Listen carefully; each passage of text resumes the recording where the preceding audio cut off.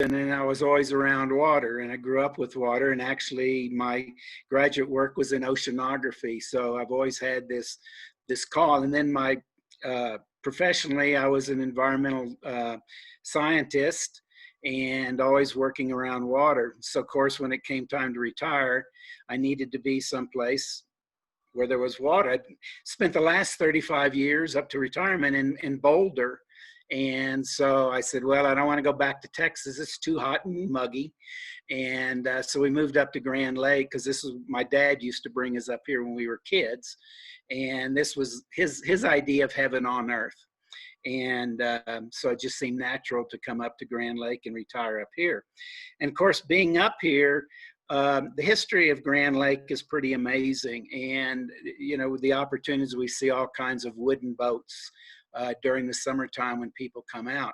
And I'll really talk about a lot of that today, and sort of that continuing history of that history. So I'll start sharing my screen here, and we can get into the presentation. There we go. Always, this new technology is always sort of scary for me.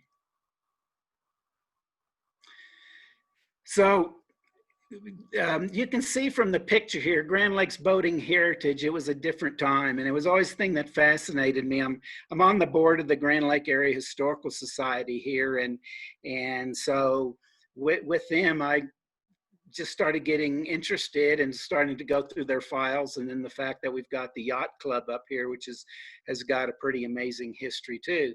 And you can see the photo here we've got, which is dated from about 1890 to 1900 period. What's interesting about Grand Lake is, and especially for Peter, who's well aware of this, that Grand Lake kind of got started from the standpoint of tourists coming up here as a Chautauqua. And people came up here for the summer. But our story really begins with the Utes. The Ute Indians basically occupied this area. And you see the clouds coming out. I'm looking across Shadow Mountain here towards Grand Lake, and you see those clouds coming out. And what's important about that is part of the spirit or the story of the Utes, and why it is sometimes referred to, and was referred to before Grand Lake, it was Spirit Lake. And the legend goes that the Utes were up here, and the Arapaho and the Cheyenne were coming up here, and there was the conflict between them. And the Cheyenne and the Arapaho got together to go after the Utes.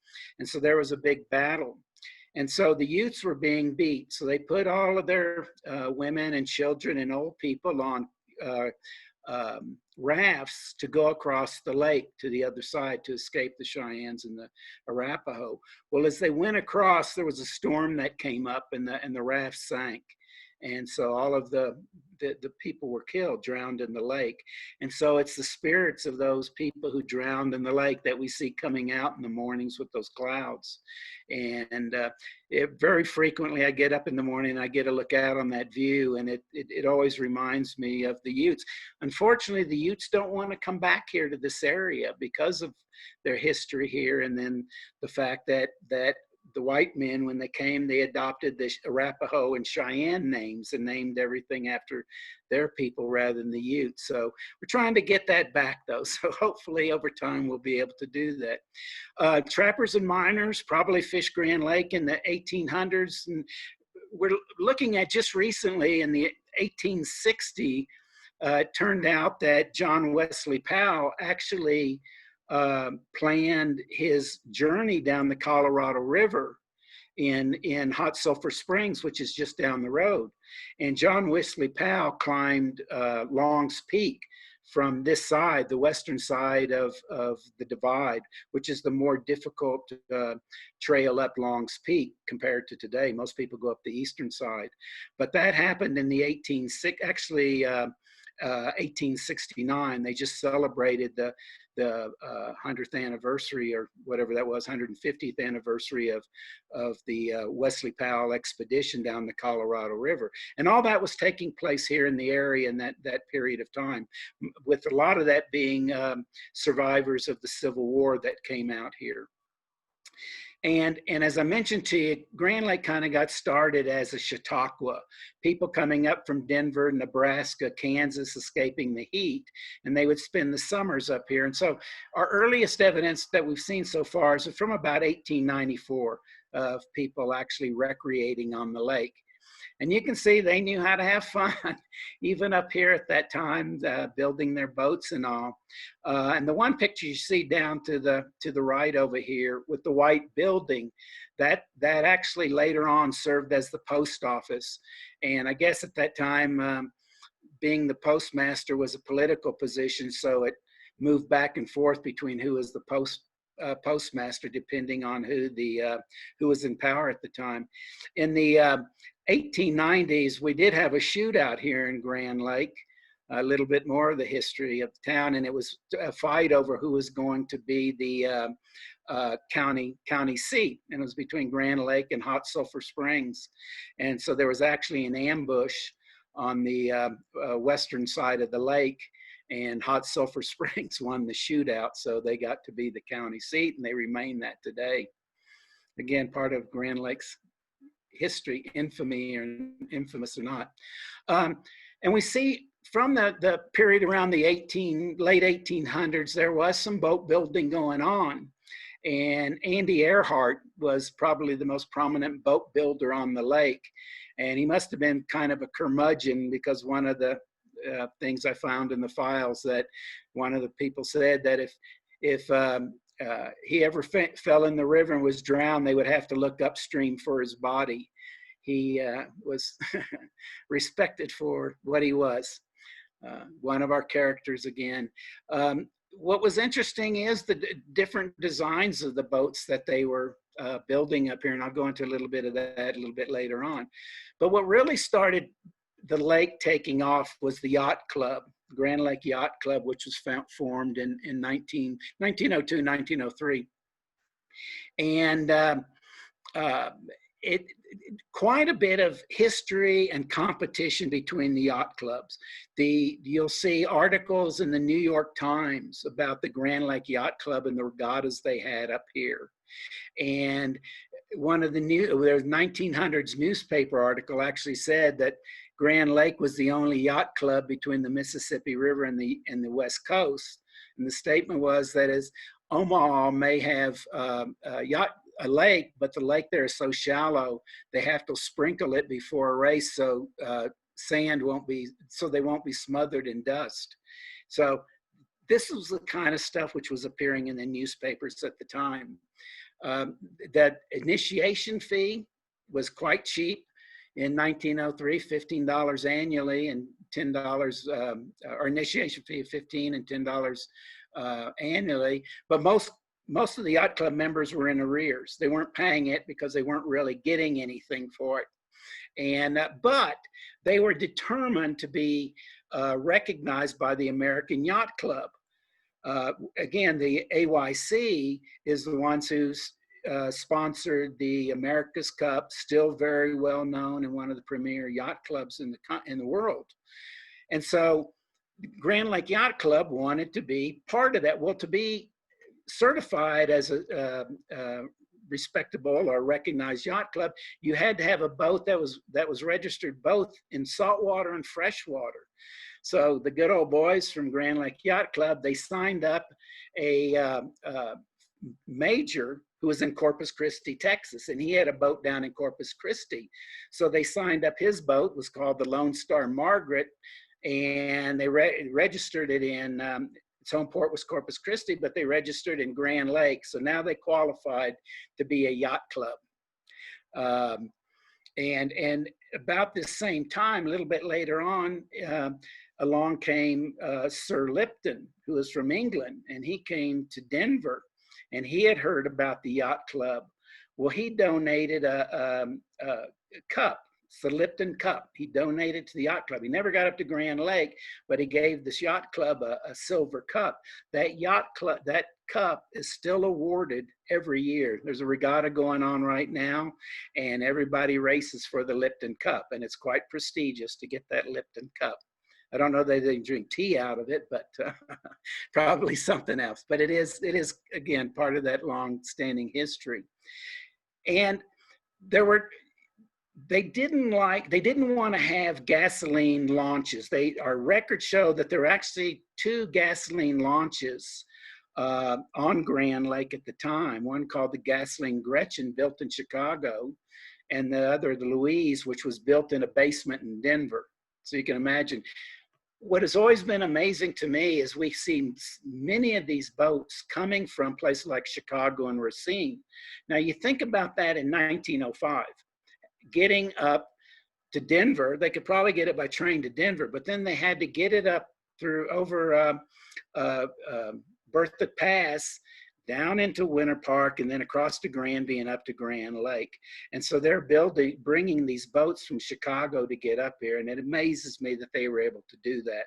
I mean, I have a hard time towing some of those boats up from Denver with my car, and how they did it. It's you know, credit to their fortitude, to say the least.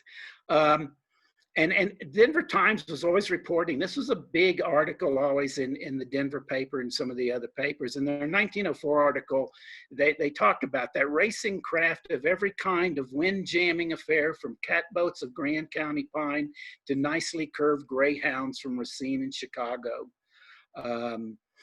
Finally, in 1911, the Yacht Club needed some money. They needed some people and have enough members so they could build the Yacht Club, an actual structure. So they allowed the motorboat members, there were 25 by then, to join the club in 1911, but they charged them more to come into the Yacht Club.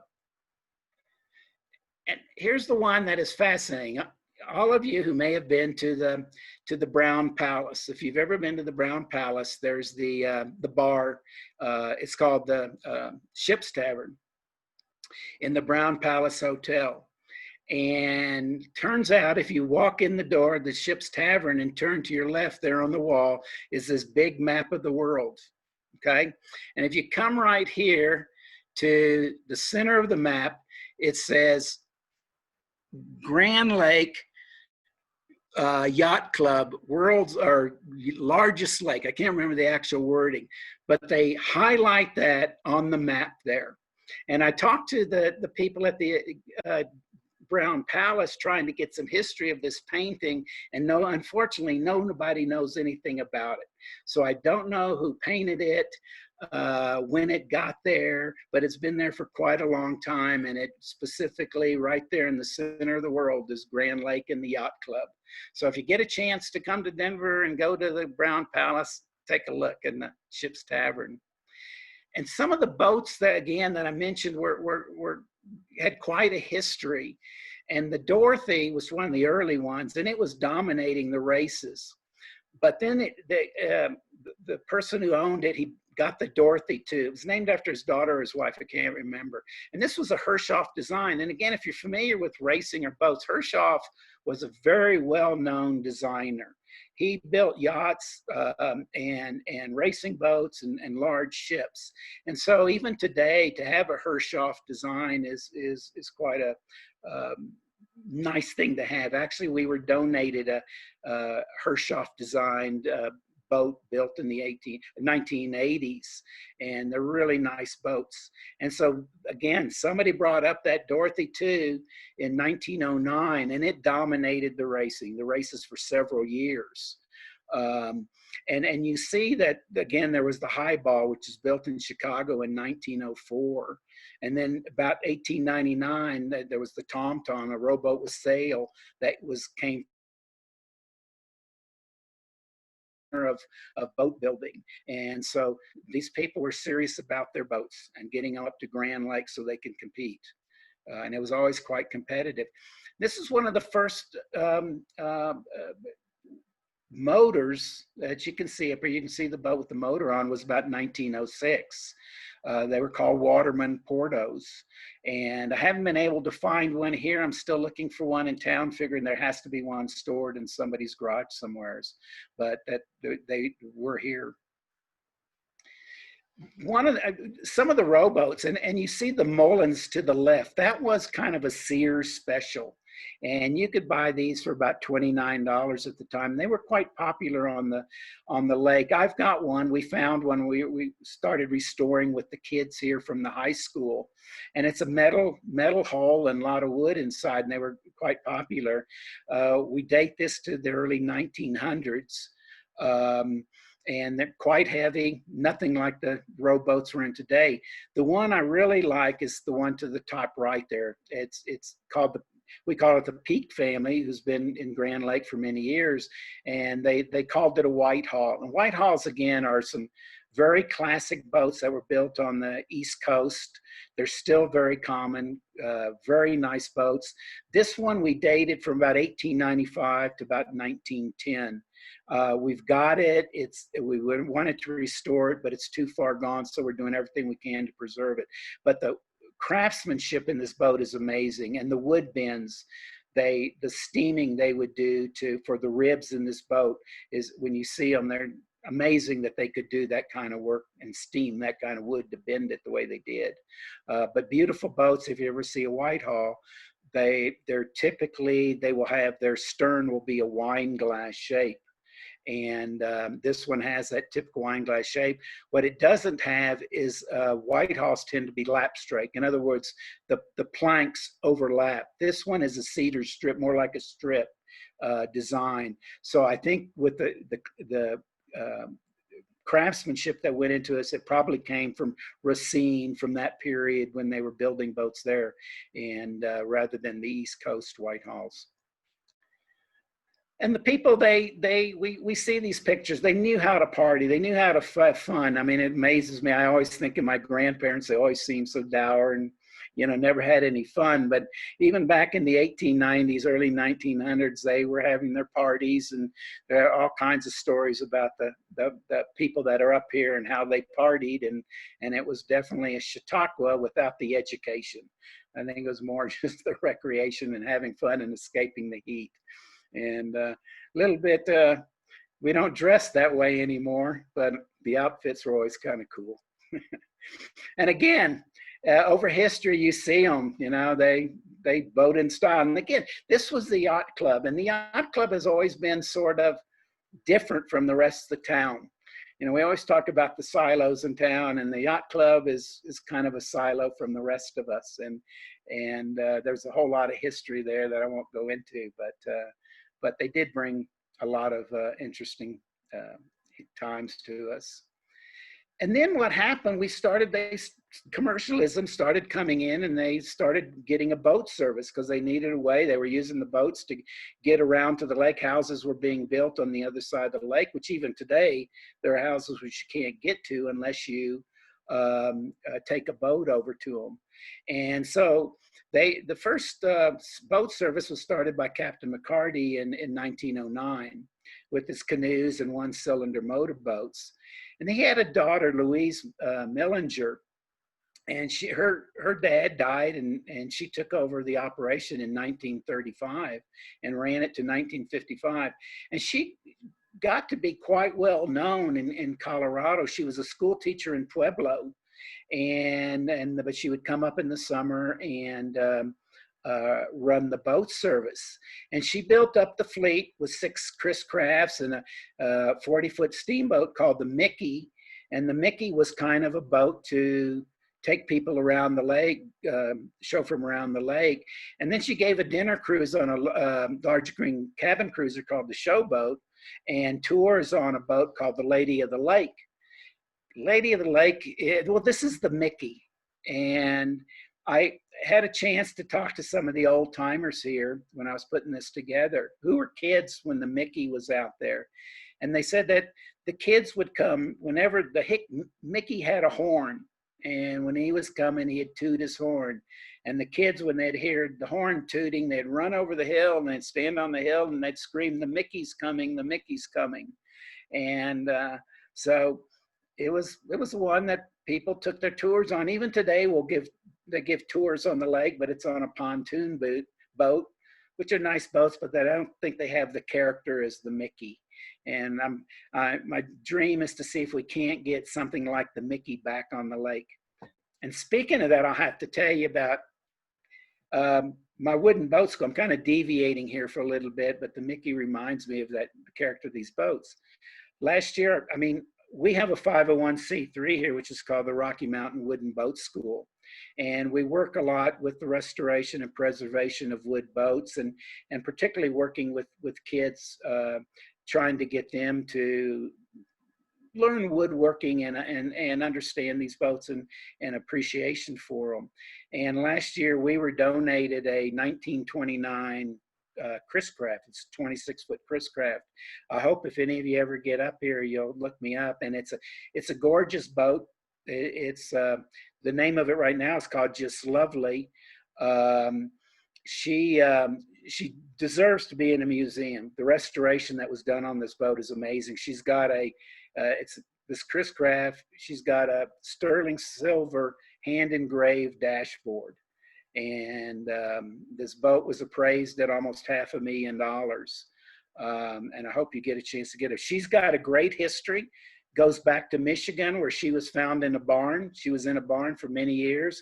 The guy who found her, I talked to him to get some history on her, and he said he had to shovel 100 gallons of raccoon poop out of her to get her out when he was pulling her out of the barn.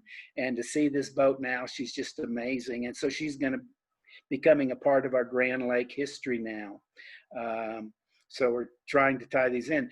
It was once said that somebody once told me we've got 53 Chris Crafts on the lake. I haven't been able to find all of them, document them all, but certainly you drive around the lake and see all of these boat houses. Susan, if you get here, we'll give you a tour of the lake, and you see some of these old Chris Crafts in the boat houses here. And this is the Lady of the Lake.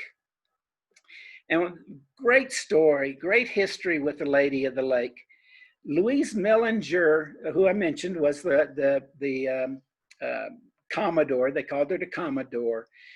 A man named James Furlong had her negotiate directly with the Chris Craft Corporation in 1940.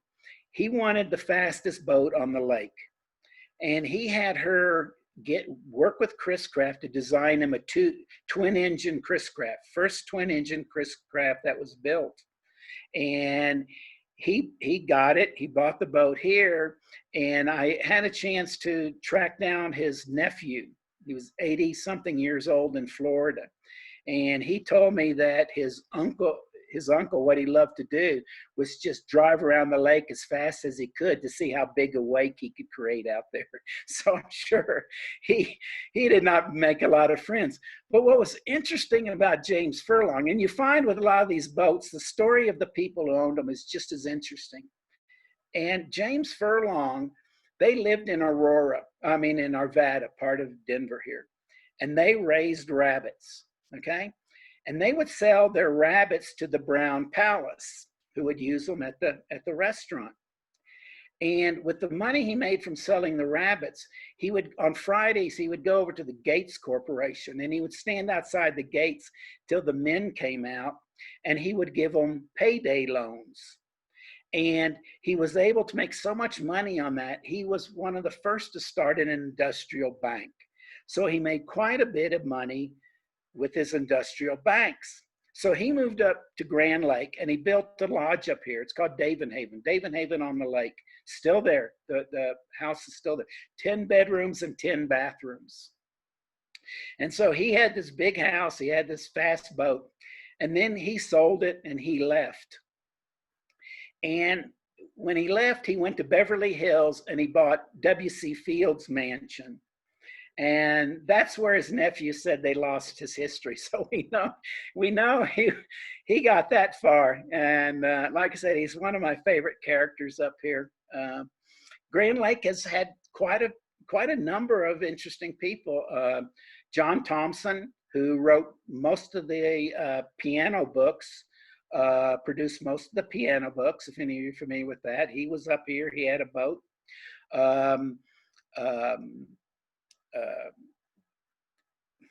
There's a couple other people who escaped my mind. Lucille Ball's been up here. She lived up here for a while.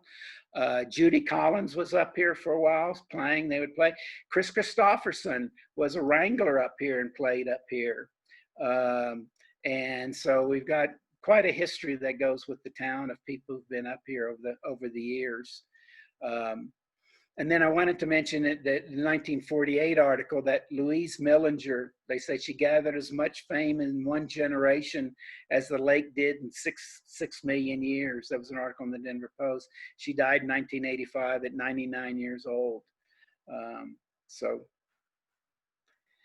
I talk about the Chris Craft area and where we've gone. And then again, these boats were, again, we talked about a Chris Craft, a Hacker Craft, a Garwood, all of these boats with wood. I mean, and it's one of the things that I love about them. They're not just, they don't just have function, they have form, and they've got style, and they've got beauty, and they're pieces of art. And like I said, if you see that 1929 I've got, you will understand what I see. You just want to walk up to her and touch the wood and feel the wood.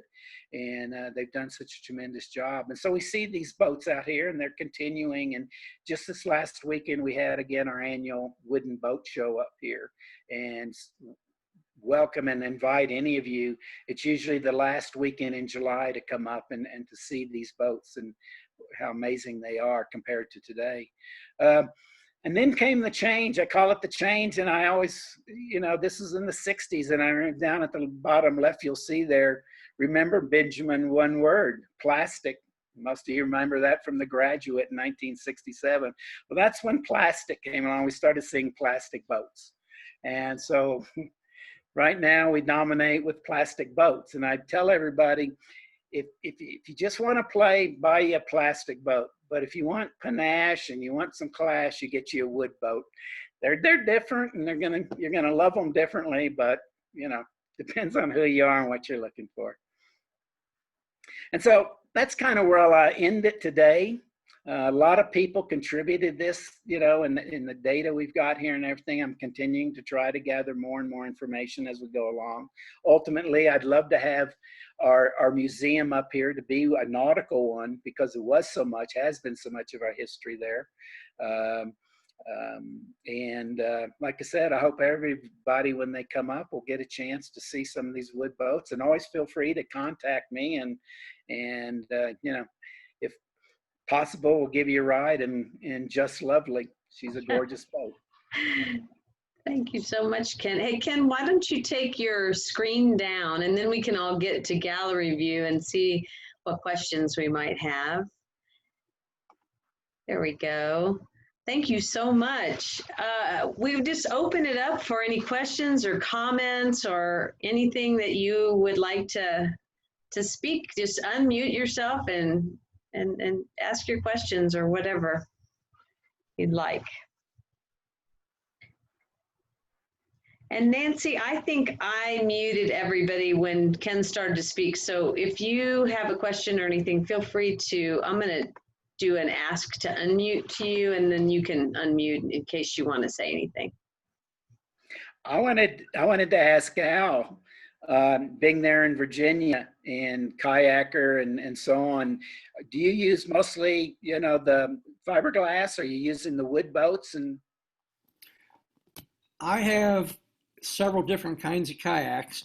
One is a proprietary compound. There's an outfit up north of Seattle called Eddy Line, and they make a boat that's hard like fiberglass, but resilient like plastic, and it's a lightweight thing. So it's called Carbon Light. I also have a Kevlar carbon boat as well. Excellent. Yep. And, out our way, Annapolis is a big right. boating place. So a lot of boats on the Chesapeake and on the Potomac here. But, we've ordered, with the Wooden Boat School, we've ordered some, we did a kit with Chesapeake Lightcraft 2 summers ago with one of their stand-up paddle boards. It was quite a nice kit that we used. I want to tell you, Ken, we have a whole stack of Thompson piano books here that my wife had as a kid. So oh, no kidding. I didn't know about that connection. Those old Thompsons are another nice boat. Ken, can you tell us a little bit more about the school and what you do there, and who gets to be your students and things like that? We were started in about 2017, and there's a couple of us old guys who loved wooden boats. And when I retired, I knew I needed something to do, and always having worked in sciences and with computers, I needed something creative, to change my life. And so we got together and we all said we want to build a wooden boat or a wooden kayak or wooden canoe. So we got together and said, well, why don't we start a school? And so we did. And the first thing that happened was I was contacted by a teacher at Middle Park High School here, and Maggie runs a program for at-risk kids. They call it the Crew Team. And she asked me, she said, well, could we do a project with you? Normally what they do is they, it's a different learning they do. They go to class, do typical classes in the morning, then in the afternoon they will do projects around the community with people. And I had that old, as I mentioned, that Mullins, and I said, yeah, well, let's see if we can do something. Well, we didn't have a space to do it at that time, and I told Maggie, I said, well, maybe is there some place we can do it at the school? And it ended up, we were able to get a warehouse there that and put the boat in there, and we started working on it. And I've got to tell you a story, really. It's one of those that makes me really feel good. And at the time, there was a young lady in the class, and she was about 15 at the time, and she wasn't really interested in boats, but she was a good kid. And so the first thing, when I first started with these kids, I would always go into them and I would say, did you make your bed this morning? And they would always go, oh, we don't make beds. Why would anybody make beds? And I said, well, it's discipline. You make your bed every morning. It's just learning that discipline. And I said, besides, it looks good when you make your bed, and you get that pride of having something good. So every morning I'd go in and I'd do that. And of course, they'd all give me the same answer, except Vanessa. One day, Vanessa said, Ken, I made my bed this morning. I said, Vanessa, I'm proud of you. And so, and so at the end of that year, really got me. We were having a picnic for the kids, and I was sitting at the table with Maggie and Vanessa, and Vanessa was talking to Maggie, and she said, Maggie, she said, I've got to get out of this. She said, I'm living between my uncle and my grandparents, and I'm raising my 7-year-old brother, and I got to find a place to live. And I was just like, oh my gosh, we're going to lose this young lady,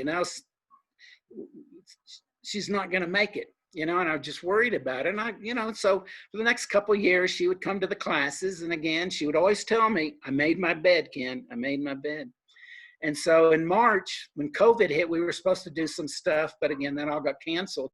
But I saw him here one day, and I walked in the class, and Vanessa, she saw me, she said, Ken, I made my bed. I said, Vanessa, I'm so proud. And she said, and I'm going to college. And I said, Vanessa, I said, And I said, Vanessa, I want to come to your graduation. Send me a graduation invite. So Linda and I sent her a card and everything with the present and everything in it. And I said, Vanessa, I'm so proud of you. And she wrote me back. She said, Ken, thanks for the memories. And she said, P.S., I made my bed. So I feel that's what we're trying to do with these kids, what we're trying to do with the school. Unfortunately, we lost our space this year, and with COVID and so on, and so we're trying to regroup and get back. And then we're wanting to set up now a community sailing program that we can teach them sailing, and also it helps us generate funds to help pay the rent and stuff that we need to do. We can get grants. We've had support from the Rotary Club. There's an RPM Foundation, which their mission is to promote these kinds of educational opportunities for these kids and all. But what's harder is finding those funds, as you well know, Kathy, with Shadowcliff and everybody, any other nonprofit, is finding the operational funds. And so that's where we're kind of working on now and to do that. But our mission is really to work with these kids a lot, but also preserve these boats and give people the appreciation of what, that time that was, and that we don't lose any of that. We don't lose that kind of history. It's a lovely combination of the history and the bridging to the new generations of students. That's a really nice combination. If there's ever any you know, reason or any way that we can be of assistance. Maybe there's some kind of partnering we could do between Shadowcliff and what you're doing with the school, and in terms of doing presentations or having the, I don't know, we should work together on it though. Definitely. That would be wonderful. Well, I had a chance, Susan, to work with Kelly when she was here. And I keep trying to get Kelly to move back here because I got all kinds of stuff I want her to do. So she's in high I'm demand, looking I forward want to you to know. All over the place, wherever she touches down, she's in high she's demand. an amazing artist. She's an amazing artist. I love her art. Yeah, Yeah, I do too. I love this story about the school. That's just so exciting. Do you start a new boat every year, or is it kind of an ongoing project year after year with the same boat? No, we tried to start this past year. We had we got a 14-foot sailboat that was donated to us that needs some restoration work. And so we had the kids working on that one. We got it ready to sail. And then we ran into the problem. We were going to take them out sailing, but then we ran into the problem with insurance. And the school wouldn't let us take them sailing. I had one of my friends from Houston. He donated, he loved working with the kids. He bought them shorts and t-shirts and sailing gloves and you name it, everything that you needed to go sailing, he bought, and then we couldn't go sailing. And then COVID hit. And so we're continuing to work on that and work with these kids. I just had an opportunity actually just 2 weeks ago, young man, he was in town with his parents, and his mother called me and she said, well, he's been sailing with the yacht club for the last 3 years, but he can't sail with them this year because we're not a member of the yacht club, and so they're reducing their classes. So she said, can you help me out? So we got one of our boats, one of our sailboats, and I gave it to him and took him out and gave him some lessons. And then one of the people we know here, they had bought a house that had a boat, a laser sailboat, and she didn't want it. So we got it for him. We fixed it up, got it rigged, and he sailed it off into the sunset. So the amazing thing, Susan, is we've got so many people that are wanting to support us, so many people interested in these old boats. Last summer, we were overwhelmed, literally overwhelmed by people coming through, especially old men, Al. Old men coming through. How much they love. One always wanted to build an old boat. I don't know any of them, Ken. Well, I don't either, but you know, there are there. And I have one of my volunteers. He lives across the mountain towards Estes Park, the other side of Estes Park, 88 years old. And he would drive up every week to come work in the boat school with the kids. Oh, that's so cool. Volunteer. Right. And amazing. It's amazing how many, people I find that come through. And I used to tell everybody last summer, there were so many people coming through. We were the second greatest attraction in Grand Lake after Rocky Mountain National Park. That's fantastic. I do have a quick, very stupid question, I'm afraid, but I don't know what a Chautauqua is. Okay, Chautauquas are amazing. I love Chautauquas. And the first one was started in Chautauqua, New York. And basically what they are is a place for people to come, just like Shadowcliff, just in a bigger scale. You recreate, you get educated, a place to go and listen to lectures, to listen to cultural events. The one in Boulder, which Peter can tell you much more about probably than I can, got started in the 1890s, about the same time we saw this in Grand Lake. And these were people from the University of Texas, professors from the University of Texas who would come up in the summertime and to escape the heat. And what they would do, they ended up building houses there, and it got the name Texado because there were as many Texans there as there were. Actually, if you weren't Texan, you couldn't even own property there. Even today, I think some of those houses are still Texas owned. But basically, it was a place where they would invite people to come. The people would hike through the mountains, and they would invite speakers and take courses and spend the summer, doing what they, enjoying life, enjoying, those kinds of things of life. And so we're trying to do that here in Grand Lake. We've been named, Grand Lake has been named a creative district. And that's a designation that the state has given to like 24, 25 communities now across Colorado. And what it is really to help us promote, especially rural communities, a sustainable year-round economy based on creative endeavors. And so one of the big attractions here is, as Kathy can tell you, in Grand Lake, is the Rocky Mountain Repertory Theater. Amazing place to go in the summertime. I mean, it's Broadway quality productions. They audition 1,500 people a year to come in these productions. And so we've got a beautiful theater that we have they do 3 performances during the summer, 3 different that run all summer long. And then one at the end of summer in September is a smaller production. But, it's part of that creative lifestyle we're trying to build up here. And that's why Kelly, with what Kelly's doing in Kansas, her thing there that they're trying to build. It's the same sort of emphasis we're trying to build here. Where is or was the Chautauqua grounds? Does any of it still exist? In Grand Lake. In Grand Lake, it was sort of the whole town at that time. Like I said, the people that came, and even the stories you hear, I mean, I'll tell you some of the stories you hear, that the people would come up from Denver and they would bring their staffs, okay? Generally, they were Black workers, domestic workers. And the people would party. They would have their parties.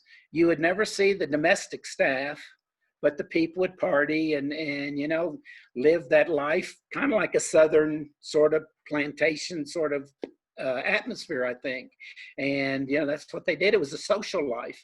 And that was always around the lake, centered around the yacht club. So it was a different, you had the people here that, like always, and it was interesting. I mean, this is, again, what you hear and you always wonder about this. One of my friends here was interviewing 2 of the ladies. There were 2 ladies here. Were here at the same time. They were the same age. One was associated with the yacht club.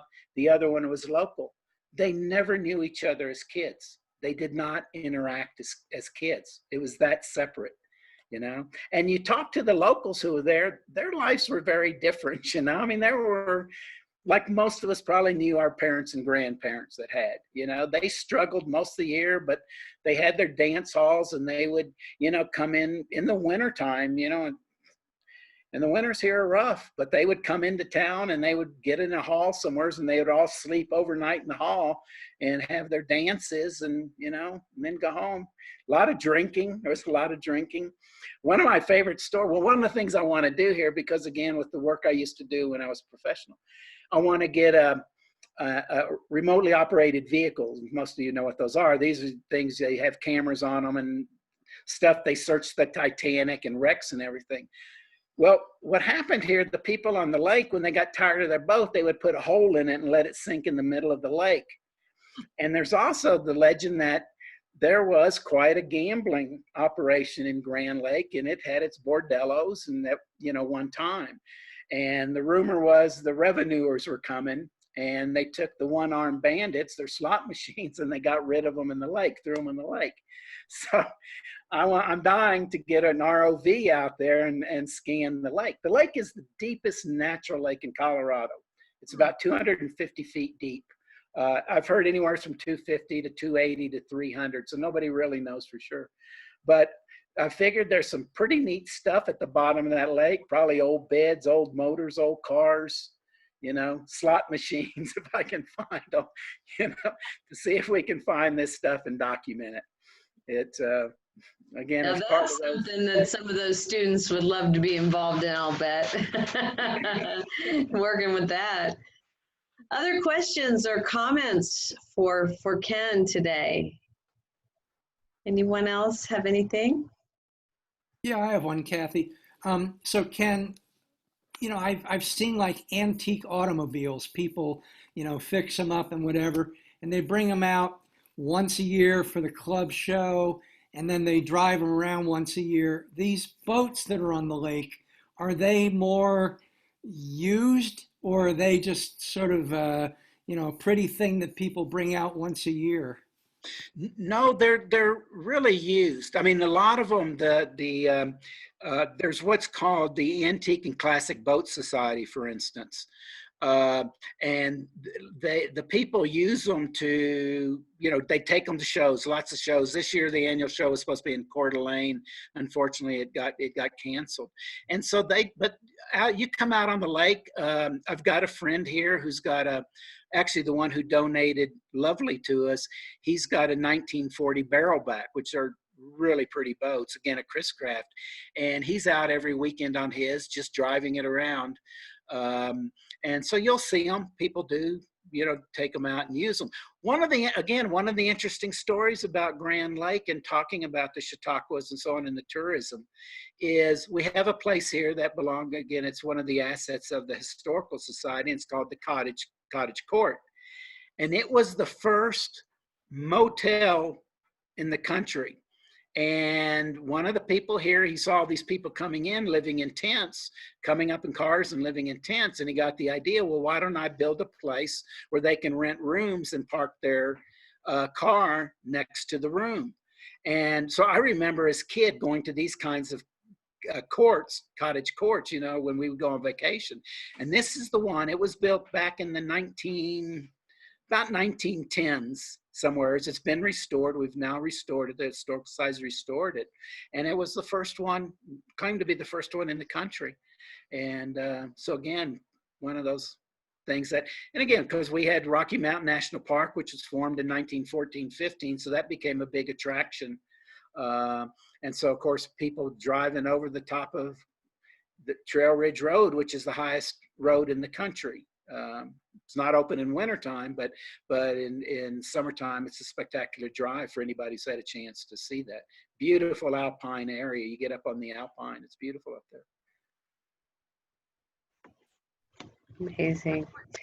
Well, I know that we are almost at the top of the hour, and I want to say that we really, again, thank you so much, Ken, for being willing to do this with us and share your time, volunteer your time for this to help us learn more.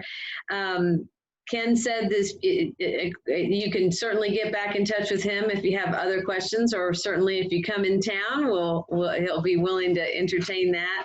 I have put, as I mentioned before, I have put in the chat more Communiversity offerings and also a donate page. If you liked this and you want to give a little to Shadowcliff, feel free. We don't know yet how we're going to take this forward, but we plan to take it forward in some way. And we've mentioned Kelly a bunch today, but this was her brainchild, this Communiversity process and piloting, and it's been really fun. We've had tremendous support from the instructors and lots of people engaged in myriad different opportunities. Tomorrow there's one on publishing. Next week there's one on the indigenous of Ecuador. I mean, they're just, they're just an amazing variety within the community. So it's nice to see you all, and thank you again. Any parting comments, Ken? Anything else you want to say? No, and Kathy, I was just going to say, this is what the concept of a Chautauqua is. Just these kinds of presentations and opportunities to learn everything there is in the world. So that's great. I really appreciate you guys doing it. I like that name. Good to see you all. Thank you. Thank you. Bye-bye. Bye-bye. Bye, everyone.